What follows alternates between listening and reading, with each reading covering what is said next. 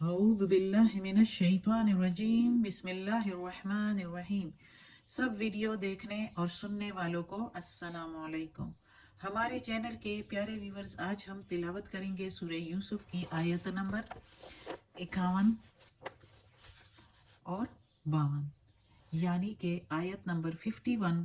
And 52 انشاءاللہ تلاوت کریں گے ترجمہ کے ساتھ اور تفسیر کے ساتھ۔ تو چلیں شروع کرتے ہیں آج کا سبق، لیکن شروع کرنے سے پہلے چینل کو سبسکرائب کریں، بیل نوٹیفیکیشن کو آن کریں تاکہ اگلی ویڈیو آپ کو آسانی سے ملتی رہے، اور ہو سکے تو شیئر بھی کریں تاکہ زیادہ سے زیادہ لوگ دیکھیں، آپ کو بھی زیادہ ثواب ملے اور مجھے بھی۔ تو چلیں اب شروع کرتے ہیں آج کا سبق۔ اعوذ باللہ من الشیطان الرجیم بسم اللہ الرحمن الرحیم۔ قولا کہا، اب قولا کے میننگ کہا، لیکن ادھر جو ہے بادشاہ نے کہا، قصہ ہے نا، تو اس میں اس جگہ پر بادشاہ کہہ رہا ہے، تفسیر میں پھر پڑھیں گے زیادہ اچھا پتہ چلے گا۔ بادشاہ نے کہا عورتوں کو، اب ادھر عورتیں بھی نہیں ہیں لیکن چونکہ قصے میں ہمیں پتہ ہے، تو بادشاہ نے کہا عورتوں کو، ما خطبکننا، کیا حقیقت ہے تمہاری یا کیا معاملہ تھا تمہارا، اذ جب، راوتنا، پھسلایا تم نے یا ورغلایا تم نے، یوسف علیہ السلام کو، ان سے، ان نفسی، اس کے نفس تامنے سے، ہی کے میننگ اس کے نفسی، نفس ان کے میننگ سے، کیا حقیقت ہے تمہاری جب پھسلایا یوسف علیہ السلام کو اس کے نفس تھامنے سے، قلنا، کہنے لگی، حاش للہ، اللہ کی پناہ، ما علمنا، نہیں جانتے ہم یا نہیں معلوم ہم کو، علیہ، اوپر اس کے، من، میں سے، سوء، کوئی برائی، نہیں ہم نے دیکھی اس میں کوئی برائی، محاورہ یہ مطلب ہوگا عورتوں نے کہا۔ قالت امرأۃ العزیز الآن، کہا عورت عزیز کی نے، اب، الآن، اب، حس الحق، کھل گئی حقیقت یا کھل گیا سچ، حق، انا، میں، راوتہ، پھسلایا اس کو، میں نے پھسلایا اس کو، ان نفسہ، اس کے نفس تامنے سے، وَإِنَّهُ، اور بے شک وہ، لَمِنَ الصَّادِقِينَ، وہ سچوں میں سے ہے۔ اب اس آیت کی تفسیر ایسی ہے کہ بادشاہ کہتا ہے، بادشاہ کیوں کہہ رہا ہے؟ اس لیے کہ بادشاہ نے یوسف علیہ السلام کو رہائی کے لیے اپنا بندہ بھیجا، ملازم بھیجا، کہ یوسف علیہ السلام جو قید میں تھے، وہ پچھلے اسباق آپ لوگ پڑھ لیں تو معلوم ہو جائے گا کہ یوسف علیہ السلام قید میں تھے، تو بادشاہ نے اس کو رہائی کے لیے اپنا بندہ بھیجا کہ رہا کر کے اس کو ادھر لے آؤ، تو اس نے رہا ہونے کی بجائے واپس اس بندے کو جس کے ذریعے بادشاہ نے پیغام بھجوایا تھا، اس سے کہا کہ پہلے بادشاہ سے پوچھ لو کہ ان عورتوں کی حقیقت کیا تھی جن عورتوں نے ہاتھ کاٹے تھے، یعنی پچھلے اسباق میں یہ بھی آپ پڑھ لیں تو پتہ چل جائے گا کہ عورتوں نے ہاتھ کاٹے تھے اور کیوں کاٹے تھے، اور جس کی وجہ سے یوسف علیہ السلام کو قید میں ڈال دیا تھا۔ تو یوسف علیہ السلام نے پوچھا بادشاہ سے، اس بندے کو واپس بھیجوا کے، کہ پہلے یہ پوچھ لو بادشاہ سے کہ ان عورتوں کی حقیقت کیا تھی۔ ظاہر ہے یوسف علیہ السلام نے پورا قصہ اس کو بتایا ہوگا، اور ہو سکتا ہے اس کو قید ہی میں بتایا ہو اس بندے کو، جو چونکہ وہ اس کے ساتھ قید میں رہا تھا، تو بادشاہ سے پوچھ لے کہ میں تو بے قصور تھا، تو میں اتنے عرصے قید میں رہا، تو اب اگر مجھے رہائی بھی ملنی ہے تو عزت کے ساتھ یعنی مل جائے، اور بادشاہ سے پوچھ لے اس عورتوں کی حقیقت جنہوں نے کچھ پلان بنایا تھا، تو وہ پلان کیا تھا، وہ حقیقت کیا تھی، وہ ان سے پوچھ لے بادشاہ،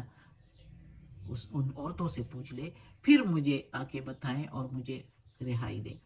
تو بادشاہ نے پھر ان عورتوں کو بلایا اور سب سے پوچھا کہ یہ کیا حقیقت تھی جو یوسف علیہ السلام کو تم لوگوں نے اس کے نفس سے پھسلایا، ورغلایا، نفس تھامنے سے،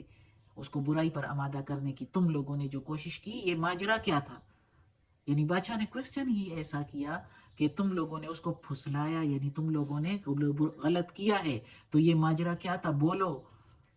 تو عورتیں پھر ظاہر ہے جب سب کچھ بادشاہ کو پتہ ہی ہے، تو انہوں نے کہا کہ اللہ کی پناہ، ہم نے تو یوسف علیہ السلام میں کوئی برائی نہیں دیکھی، وہ سچا انسان ہے، وہ کوئی برائی اس میں ہے ہی نہیں، اس کو برائی پر آمادہ کیا بھی ہم نے تو اس نے برائی نہیں کی. یعنی عورتوں نے اقرار کیا، اور عورتوں کا اقرار سن کے تو چونکہ اسی جگہ پر عزیز کی عورت بھی موجود تھی جس کے گھر یوسف علیہ السلام بڑا ہوا تھا، ادھر پرورش پا رہا تھا، ادھر رہ رہا تھا عزیز کے گھر. تو عزیز کی عورت جو کہ زلیخا نام تھا اس کا، روایات میں آتا ہے، تو وہ بھی بولی اور اس نے کہا کہ اب تو حقیقت کھل گئی ہے، اب تو سچ سامنے آ گیا ہے، تو میں بھی اقرار کر ہی دیتی ہوں. اور اس نے کہا کہ میں نے اس کو ورغلایا، اس کے نفس سے اس کو اپنی طرف مائل کرنے کی کوشش کی، لیکن وہ برائی پر آمادہ نہیں ہوا، اس نے اپنے آپ کو بچایا، اور وہ بالکل سچا ہے، وہ جو کہہ رہا ہے وہ سارا سچ ہے. اب یوسف علیہ السلام نے رہائی لینے کی بجائے پہلے اپنے آپ کو بے قصور ثابت کرنے کی کوشش کی. ظاہر ہے وہ ایک پیغمبر تھے، اور وہ جب نکلتے اور اس دین کی تبلیغ کرتے، اور لوگ بھی جب اس کو مانتے کہ یہ پیغمبر ہے، تو اس کی پچھلی حقیقت تو کھل کے سامنے آنی چاہیے تھی نا کہ وہ بے قصور تھا. تو اس نے وہی کرنے کی کوشش کی، اور ساتھ ہی ساتھ اس کا اور مطلب کیا تھا، وہ یہ کہ جو اگلی آیت میں ہم ابھی پڑھیں گے. ذالک، یہ اس لیے، لیعلم، تاکہ وہ جان لے، لی کے میننگ تاکہ یعلم جان لے، وہ جان لے، انی بے شک میں، لم نہیں، اخن ہوں دھوکے باز، بالغیب غیر موجودگی میں اس کی، یا چھپ کے اس سے، یعنی عزیز سے چھپ کے. وَأَنَّ اللَّهَ، اور بے شک اللہ، لا یہدی نہیں ہدایت دیتا یا نہیں چلنے دیتا، قیدا داؤ یا پلان یا تدبیر، قید الخائنین خائنین خیانت دار یا دھوکے بازوں کا. بمحاورہ ترجمہ ہم کریں گے تو یہ ایسے ہوگا، اور بے شک اللہ نہیں چلنے دیتا داؤ دھوکے بازوں کا. تو اب اس آیت کی تفسیر یہ ہے کہ یوسف علیہ السلام نے جو اپنے سے یہ قصور صاف کرنے کا سارا پلان کیا، اور بادشاہ سے لوگوں عورتوں کو بلوایا، اور عزیز کی عورت کو بھی، اور ظاہر ان کے مردوں کو بھی بلایا تھا، کیونکہ ان مردوں نے اپنی عزت بچانے کے لیے، اپنی عورتوں پر پردہ ڈالنے کے لیے یوسف علیہ السلام کے ساتھ زیادتی کر کے اس کو بے قصور قید میں ڈال دیا تھا، تاکہ ان کی عورتوں کی عزت رہے اور ان کی عزت رہ جائے. تو اس نے اپنے آپ کو، اور چونکہ عزیز جس کے گھر یوسف علیہ السلام رہ رہے تھے، تو اس نے اس کے ساتھ، یعنی عزیز نے یوسف علیہ السلام کے ساتھ کافی حسن سلوک کیا تھا. تو وہ یہ سمجھ رہا تھا کہ اگر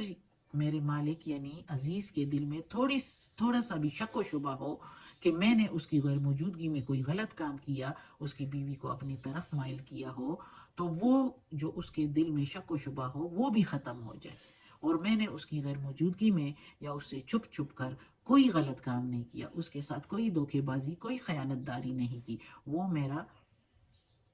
محسن تھا، اور میں اس کے ساتھ ایسی زیادتی نہیں کر سکتا. تو اللہ اس نے اس لیے بھی کیا کہ ایک تو سارے لوگوں کے سامنے بھی میں بے قصور، میں جو بے قصور تھا وہ واضح ہو جائے، اور جو عزیز ہے اس کو بھی پتہ چل جائے کہ میں نے کوئی غلط کام نہیں کیا. یہ ان عورتوں کا پلان ہے جس کو اللہ نے نہیں چلنے دیا، یعنی دھوکے بازی کی ان عورتوں نے، ساری عورتوں نے مل کر، تو ان کی دھوکے بازی، ان کی برائی اللہ تعالیٰ نے نہیں چلنے دی. اور نہ ہی جو عمرہ اور عذرا تھے جنہوں نے اپنی عزت بچانے کے لیے یوسف علیہ السلام کو قید میں ڈال دیا تھا، تو وہ ان کی بھی دھوکے بازی جو تھی وہ ساری اللہ تعالیٰ نے ظاہر کر دی سب پر. صدق اللہ العظیم. آج کا سبق ختم ہوتا ہے. اللہ ہمیں توفیق دے اس قرآن مجید کا ترجمہ مکمل کرنے کی اور اس پر عمل کرنے کی توفیق دے. یا اللہ، یا پروردگار، یا رب العالمین، یا مالک یوم الدین، یا علی کل شیء قدیر. یا اللہ، یہ تیرے کلام قرآن مجید کی تلاوت کی ہے ترجمہ اور تفسیر کے ساتھ. یا اللہ، اس میں کوئی غلطی ہوئی ہو تو معاف کر دینا، تو معاف کرنے والا مہربان ہے. یا پروردگار، یا رب العالمین، یا مالک یوم الدین، ہمیں عافیت والے معاملات دے، ہماری بیماریاں، تکالیف، پریشانیاں اور برائیاں اور کمزوریاں ہم سے دور کر دے. یا اللہ، ہمیں اپنے نیک اور صالح لوگوں میں شامل کر دے. آمین.